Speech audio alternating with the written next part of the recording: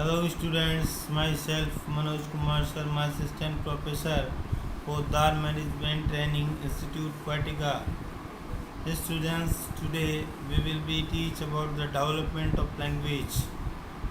आज हम भाषा संबंधी विकास के संदर्भ में अध्ययन के सबसे पहले भाषा के विकास का अर्थ जानते हैं कि भाषा का विकास किसे कहा जाता है।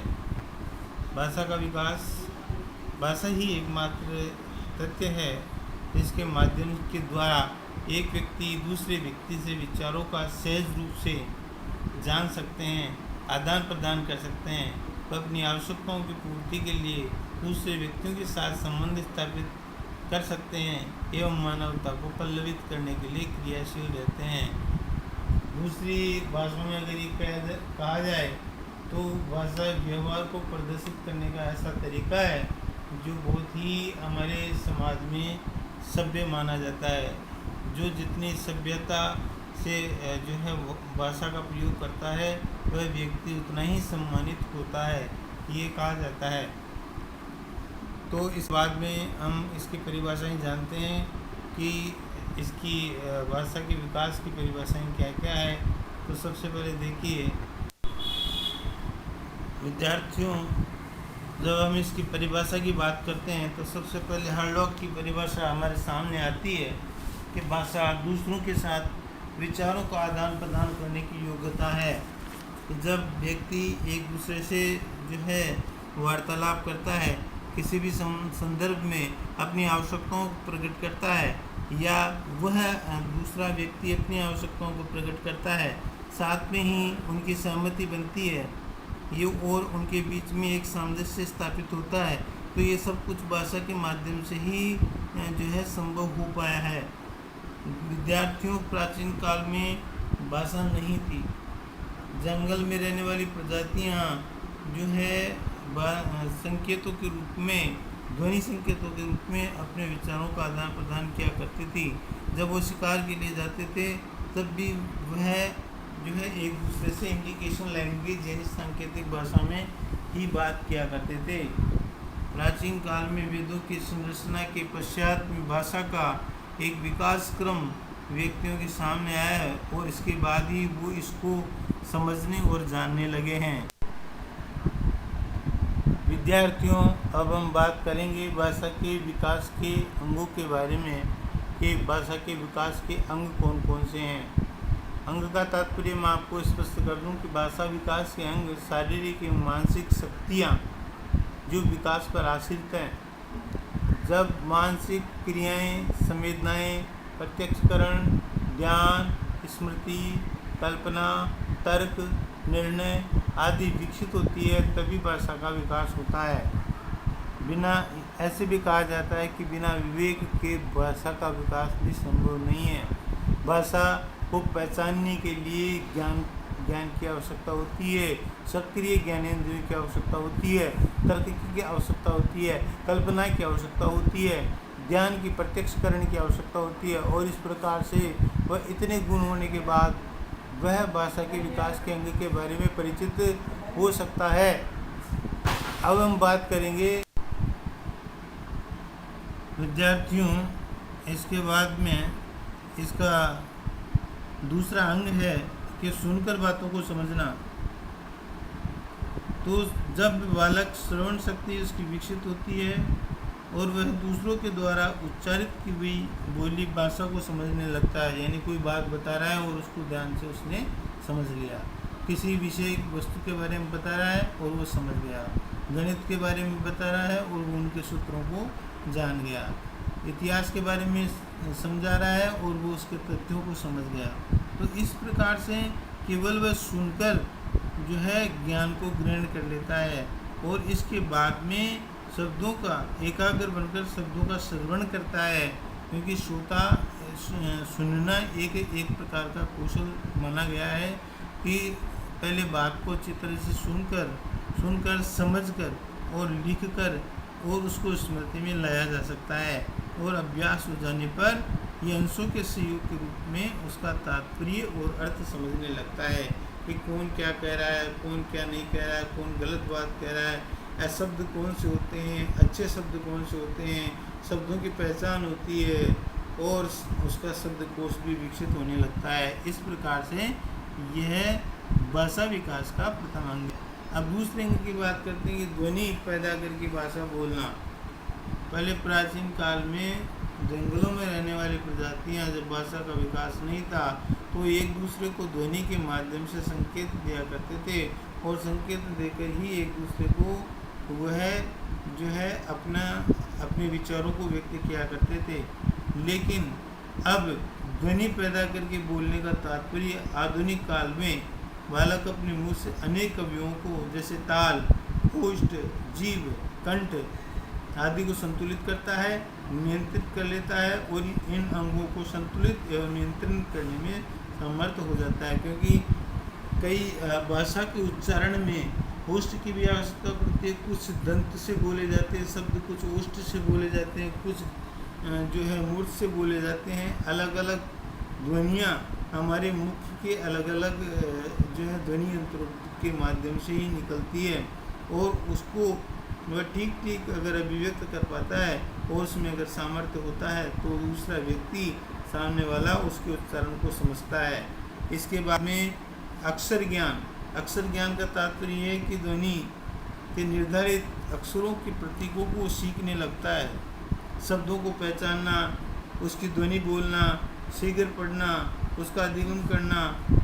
इस प्रकार से दो इसके प्रकार मुख्य होते हैं, ध्वनि करके पढ़ना तथा मौन पठन करना। तो दोनों ही प्रकार की जो है पठन महत्वपूर्ण होते हैं। जब एक बार अध्यापक कक्षा में अध्ययन करवा देता है तो दूसरी बार वह मौन पठन का आदेश देता है। मौन पठन का आदेश का तात्पर्य यह है कि मन में पढ़ा जाए, जो कुछ उसको पढ़ाया गया है उसको वह पुनः अपनी स्मृति में लाने के लिए वह अभ्यास करता है और इस प्रकार से अध्यापक के द्वारा मौन पठन का आदेश दिया जाता है और इसके बाद उसको पुनः जो है पठन करवाया जाता है। ये पठन होता है, कविता पठन होता है। इस प्रकार से जो उसके अक्षरों को, छोटे छोटे शब्दों को कविता के माध्यम से व्यक्त करना, उन तक पहुंचाना, फिर वो उसका उच्चारण करना, ये अक्षर ज्ञान कहलाता है। इसके बाद में है भाषा का लिखना। सबसे बाद में बालकों को अक्षर निर्धारित प्रतीकों तथा संकेतों को लिखने लगता है और बालक आंखों तथा उंगलियों में सामंजस्य स्थापित करता है कि वह जैसे गिनती अगर गिन रहा है तो वह हाथों की उंगलियों को और उसके ऊपर पड़े निशानों पर 1 2 3 4 5 इस प्रकार से क्रम से वो गिनने लगता है। तो ये भाषा का लिखना, वो जैसे बोलता है फिर लिखना भी वो उसके अनुसार ही वो लिखना भी सीखता है। तो इस क्रम में दोनों में जो है सार्थकता सिद्ध होती है। भाषा के विकास संबंधी नियम अब है कि भाषा के विकास के नियम कौन कौन से होते हैं। सबसे पहले होता है ध्वनि को पहचानना, यानी ध्वनि उच्चारण। जब बालक ध्वनि को पहचानना प्रारंभ कर देता है तो बड़ों द्वारा उच्चारित की ध्वनि का अनुकरण करके संबंध में कुछ ध्वनि उत्पन्न करने लगता है। जैसे कि जब जन्म लेता है, जन्म के कुछ महीनों के बाद में वो माँ, ना, ता इस प्रकार के शब्दों का उच्चारण करने लगता है। और विद्यार्थियों, आपने अगर गौर किया हो तो 90% बालक जो है प्रथम भाषा जब सीखते हैं तो मैं का प्रयोग उसके मुख से सबसे पहले उच्चारित होता है। ये वैदिक काल के अनुसार ही ऐसा कहा गया है कि वो माँ शब्द पहले उच्चारण करता है। तो ऐसे कुछ माँ, ता, बै इस प्रकार के शब्दों का वो उच्चारण करना सीखता है। दूसरा है शब्दोच्चारण। जब शिशु 2.5 वर्ष का हो जाता है तो विभिन्न वस्तुओं की प्रतिमा प्रत्यक्ष को मस्तिष्क में निर्मित हो जाते हैं और फलस्वरूप वस्तु का निरीक्षण करके उसको आवश्यकता की अनुभूति का उच्चारण करने लगता है।